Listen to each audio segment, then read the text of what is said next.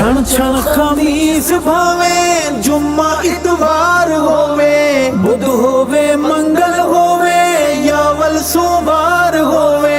लानत मजूसिया ते बारिश दी कार होवे, लानत दी छुट्टी नागा असलू ना यार होवे। उच्चे कुरलाट होवेन, पिट पिट कार होवे, मन मन दे वेण होवेन ते धाड़ धाड़ होवे। खुला मैदान होवे, ना कोई दीवार होवे, उससे मैदान दे विच रुकदी इक कार होवे। जिसदा लश्कारा चमक चारों चौधार होवे, उस सोनी कार अंदर सोना सवार होवे। अखां दी चमक जिसदी बिजली दा वार होवे, सोने मुहम्मद सईदा सोना ओ यार होवे।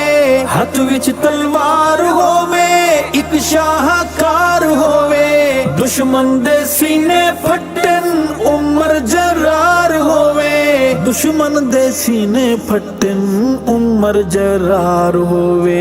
देवे सबाइयां नू मरण दी मार है। दोज़ख दा बल बनसन सारे मुर्दार है।